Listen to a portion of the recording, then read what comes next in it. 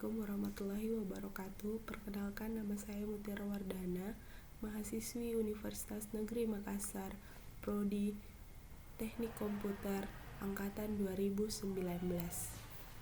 Di sini saya ingin mempresentasikan tentang sistem operasi. Sistem operasi terdiri dari beberapa sistem. Yang pertama adalah sistem komponen. Sistem komponen memiliki komponen dan peripheral yang diperlukan untuk merakit sistem PC modern dasar. Motherboard, prosesor, memori atau RAM, cache, power supply, floppy driver, hard disk, CD-ROM, CD-ROM, and driver ROM drive, keyboard, mouse, video card, monitor, display, sound card, speaker, and modem. Selanjutnya, operating system service, eksekusi program, kemampuan sistem untuk membuat program ke dalam memori dan menjalankannya, memanipulasi sistem file, kemampuan program untuk membaca, menulis, membuat, dan menghapus file. Komunikasi, pertukaran informasi antara proses yang dijalankan, baik pada komputer yang sama atau pada sistem berbeda yang diikat bersama oleh jaringan. Diimplementasikan melalui memori bersama atau penyampaian pesan, deteksi kesalahan, memastikan komputasi yang benar dengan mendeteksi kesalahan pada CPU dan perangkat keras memori pada perangkat operating system service atau pada program pengguna. Sistem calls, panggilan sistem menyediakan antarmuka antara program yang berjalan dan sistem operasi. Umumnya tersedia sebagai instruksi bahasa assembly, bahasa yang ditentukan untuk menggantikan bahasa assembly. Untuk pemrograman sistem memungkinkan panggilan sistem dilakukan secara langsung. 3 metode umum digunakan untuk melewatkan parameter antara program yang sedang berjalan dan sistem operasi. Lulus parameter dan register. Simpan parameter dalam tabel di memori dan alat tabel ditentukan sebagai parameter dalam register. Dorong atau simpan parameter ke tumpukan oleh program dan dikeluarkan tumpukan oleh sistem operasi. Sistem program. Program sistem menyediakan lingkungan yang nyaman untuk program pengembangan dan eksekusi dapat dibagi menjadi memanipulasi file, informasi status, modifikasi file, dukungan bahasa pemrograman, pemuatan dan eksekusi program, komunikasi dan program aplikasi.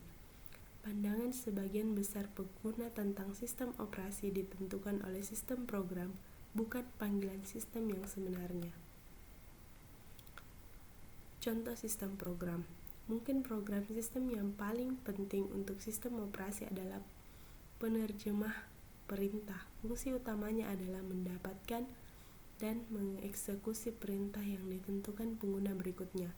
Misalnya, perintah untuk menghapus file mungkin menyebabkan penerjemah perintah melompat ke A bagian dari kodenya yang menyimpan parameter dan melakukan panggilan sistem yang sesuai.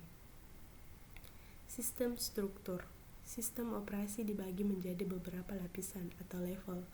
Masing-masing dibangun di atas lapisan bawah. Lapisan bawah atau lapisan 0 adalah perangkat keras.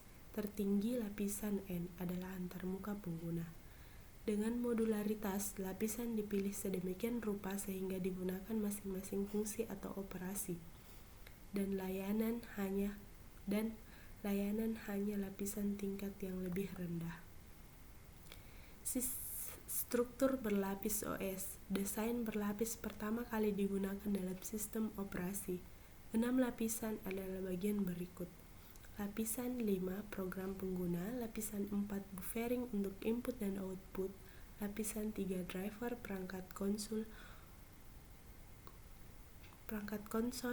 operator, lapisan 2 manajemen memori, lapisan 1 penjadwalan CPU, lapisan 0 perangkat keras.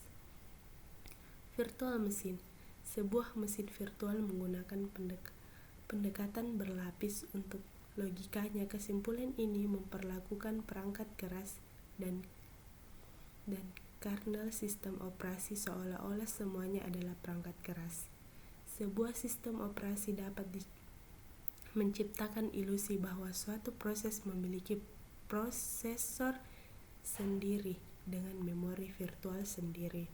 Mesin virtual menyediakan antarmuka yang identik dengan modernisasinya, perangkat keras terlajang.